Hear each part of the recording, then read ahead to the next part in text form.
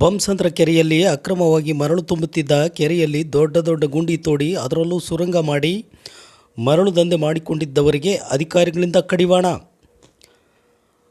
ಅಕ್ರಮವಾಗಿ ಮರಳು ಸಾಗಾಣಿಕೆ ಮಾಧ್ಯಮದಲ್ಲಿ ಸುದ್ದಿ ಬಿತ್ತರಿಸಿದ ನಂತರ ಅಧಿಕಾರಿಗಳು ಎಚ್ಚೆತ್ತುಕೊಂಡು ಬೊಮ್ಮಸಂದ್ರ ಕೆರೆಗೆ ಸ್ಥಳ ಪರಿಶೀಲನೆ ಮಾಡಿದಾಗ ಕೆರೆ ಅಂಗಳದಲ್ಲಿ ಸಂಪೂರ್ಣವಾಗಿ ತಗ್ಗು ಗುಂಡಿಗಳು, ಮರಳು ತೆಗೆಯುವುದಕ್ಕಾಗಿ ಸುರಂಗ ಮಾರ್ಗಗಳು, ಇಂಥ ಮಾರ್ಗಗಳನ್ನು ಕಂಡು ಸಾಗಾಣಿಕೆ ಮಾಡುತ್ತಿದ್ದನ್ನು ನೋಡಿ ಬೆಚ್ಚಿಬಿದ್ದರು ಅಧಿಕಾರಿಗಳು.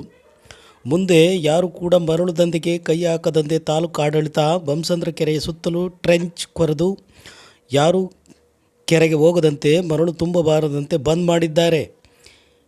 ಈ ಸ್ಥಳಕ್ಕೆ ಚಳ್ಳಕೆರೆ ತಾಲೂಕು ತಹಶೀಲ್ದಾರ್ ರೇಹನ್ ಬಾಷಾ, ಇನ್ಸ್ಪೆಕ್ಟರ್ ಕೆ ಕುಮಾರ್, ಕಂದಾಯ ನಿರೀಕ್ಷಕರಾದ ತಿಪ್ಪೇಸ್ವಾಮಿ, ಗ್ರಾಮ ಲೆಕ್ಕಾಧಿಕಾರಿಗಳು ಹಾಗೂ ಸಾರ್ವಜನಿಕರು ಇತರರು ಸ್ಥಳ ಪರಿಶೀಲನೆ ಮಾಡಿದರು.